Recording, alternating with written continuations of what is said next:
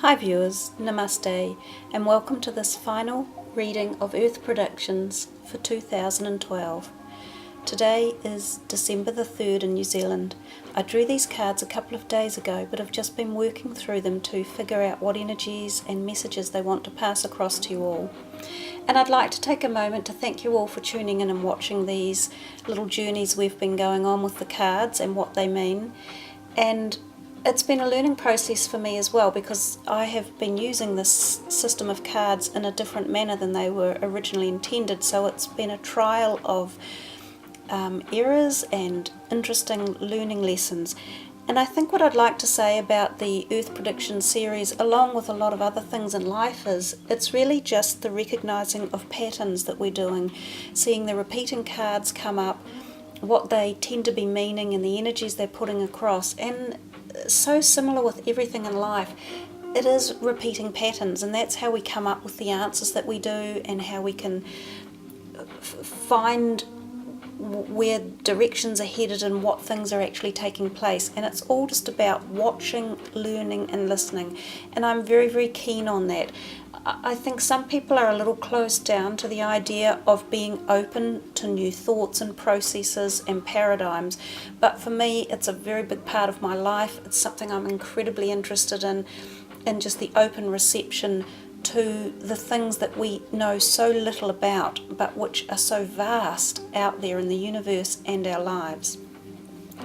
So to head to this current reading, I'm not going to spend a lot of time going over the last reading with you all. I think if you've been following this series, you know exactly what's going on. You will have looked at the video already. I will put a link below, and the annotations have been added periodically during the standing of the last video, which I might add is still currently standing for now.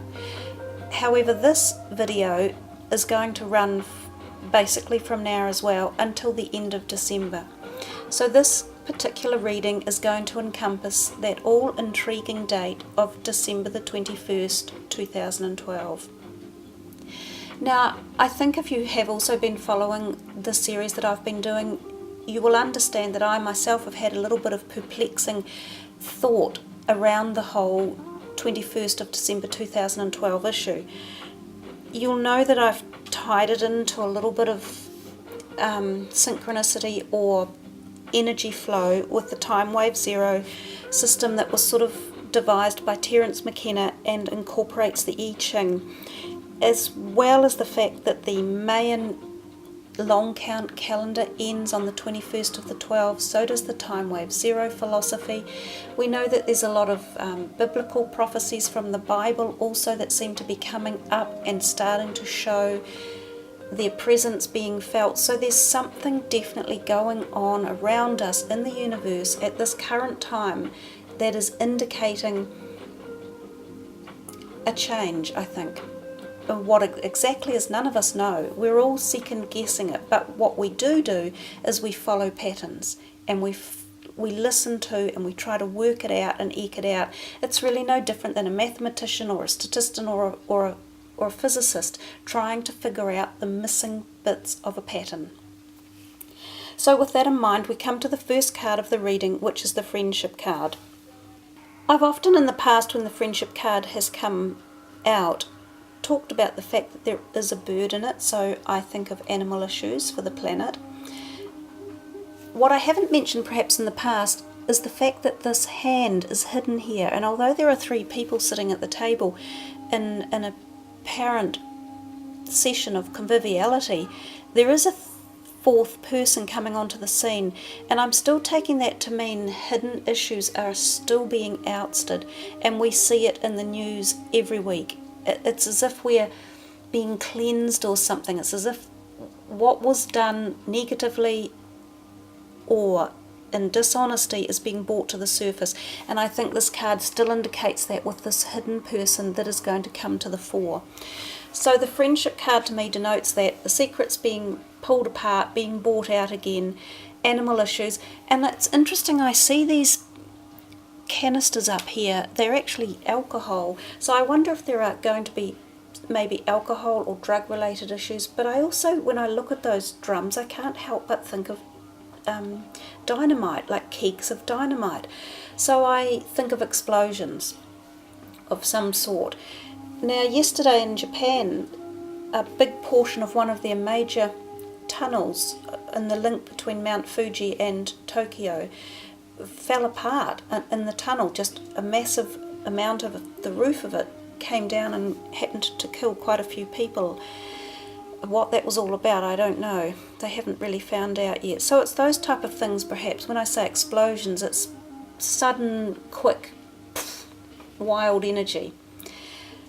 Now, the next card that arrived for the reading was the libido card. I think you'll pretty much all know how I feel about this. We've had him out a very large number of times.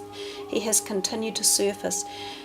I don't like the libido card. I say it is a mass compassion events are often cited when this card comes into a reading. And already in the last 2 days there have been 2 what I call mass deaths. A very tragic one in America where an AFL player, I believe, or an NFL player tragically shot his partner and then himself in front of his coaches. And there was another case as well. So we will see more of those events. There will be other mass compassion events as well, and they tend to get the consciousness of most of humanity affected and raised oftentimes, because it's raised in a level of compassion and it gets to the heart. So we see a lot of changes coming with the heart chakra for people towards this end of December and the end of 2012, and I think that's part of the changes that are coming, that we can't see them but we can feel depth of change coming. The other thing the libido card brings in is massive energy flows, very sudden and rapid, and that's the water falling down here. It's an incredible amount of water and it's falling at a very fast pace, so we get a lot of quick water flows. And I notice in there's a couple of rocks in the background in there. You may not be able to see it. Now there's another card coming in the reading that also shows water flowing and rocks in it, so it's like a double message there. A repeating card from the previous reading is the work card. So it doesn't want to go away at the moment. Its message is still staying, which doesn't surprise me, because again I think it all ties into the whole time wave zero patterns, the issues, this end time talk about the 2012, the 21st galactic alignment and the shift. This is a sign of galactic energies. These are like the planets in the universe and all the movement and how tightly tied in and connected to every single thing we are without us realizing it. Nothing you do is not connected to another thing. Every single thought or action you have affects something else in this universe. So that is about the galaxy, the planets, the rotation, the moving forward, cause and effect, time issues. It is also about engines. I mentioned that last time. So we see bigger engines too, like trucks, boats, planes, ferries, buses, that type. So there can be issues to do with those type of vehicles, as well as work-related issues. They can be shutouts or work-related accidents, or financial issues that have been hidden coming to the surface. We see a lot of this with this card. It seems to have quite a lot of messages. Now the second card that arrived again, that was here last reading, is the body card. And again it's just coming back to this inner cellular change and structure messages that I get.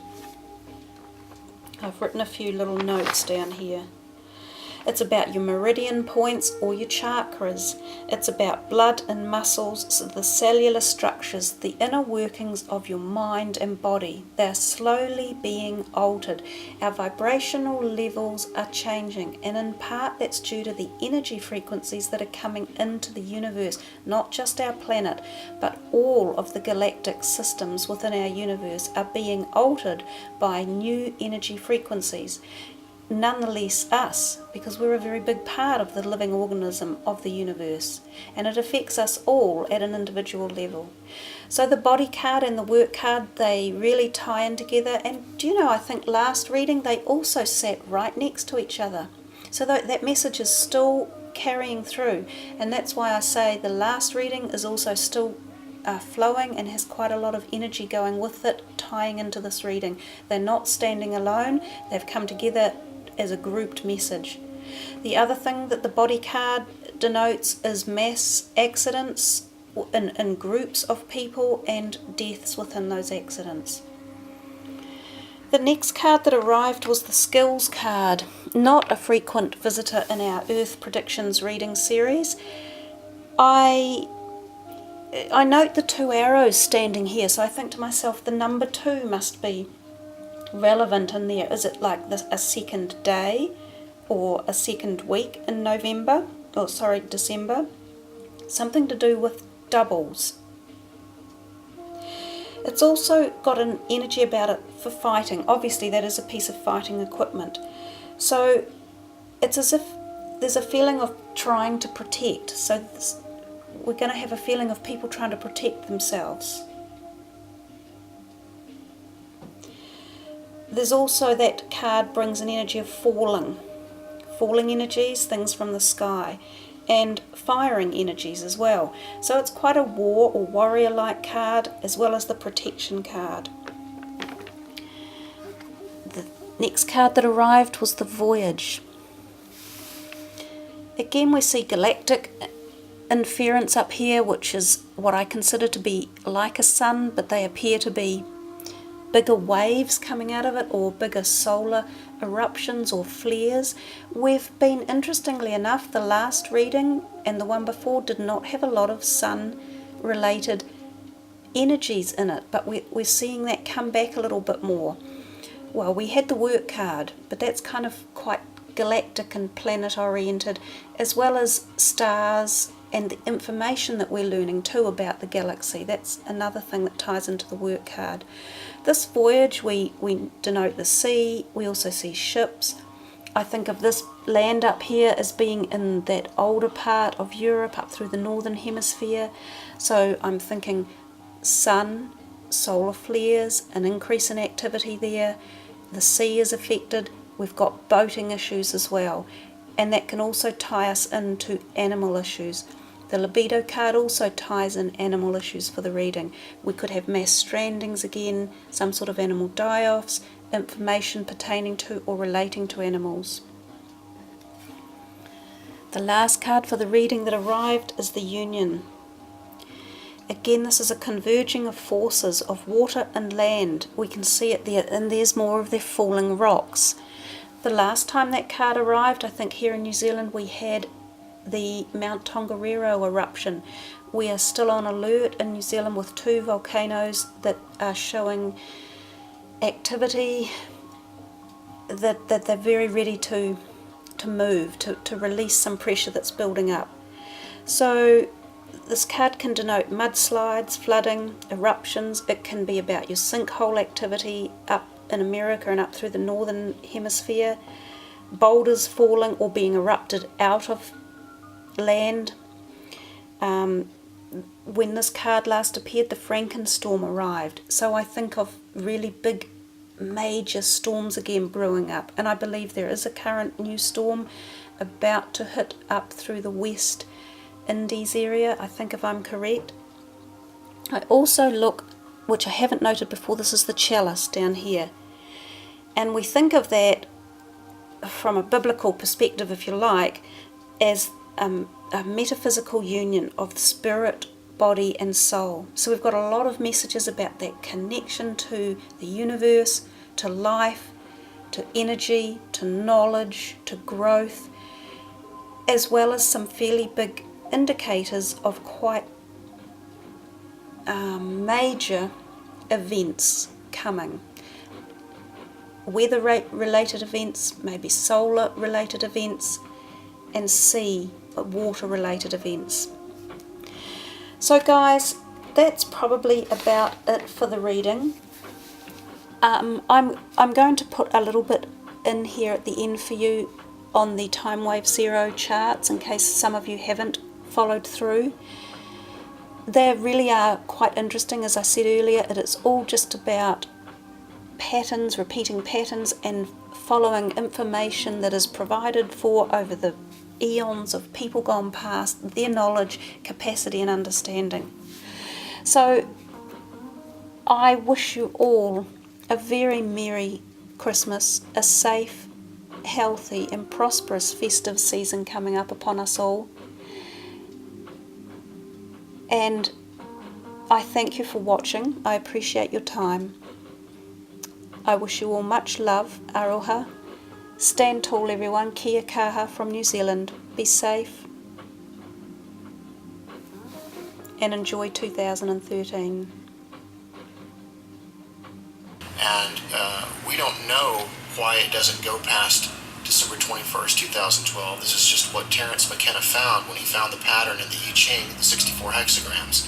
He noticed that it didn't actually go past December 21st, 2012. For whatever reason, we get to the middle of the vortex. So something happens at that point. Nobody knows what that means. More than likely, we're starting over new as far as cycles go, but it could mean something more. We don't know. But what I want to show you is an interesting pattern that I found associated with the precession. First, I'm going to play something for you by Graham Hancock real quick.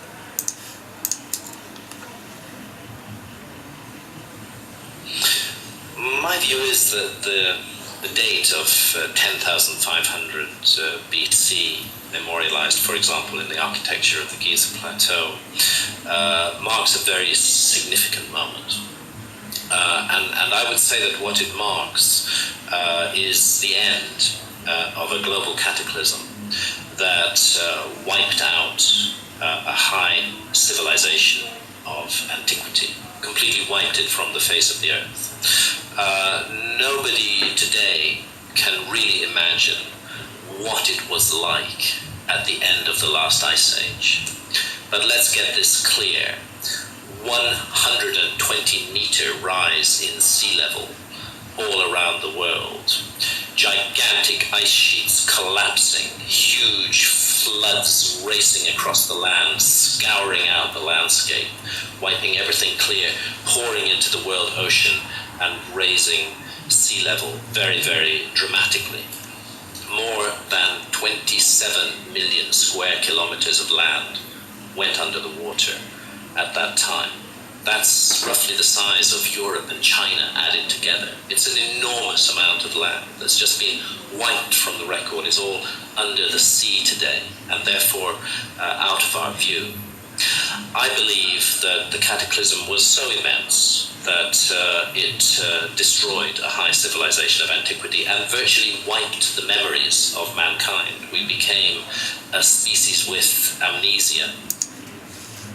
Now, the reason that the rough date of the 10,500 BC is significant is because it is roughly the time of half a precession.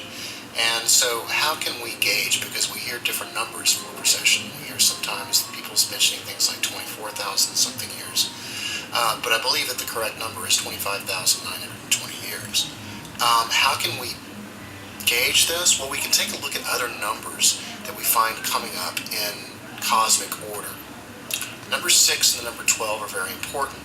We find that when we take a look at those numbers,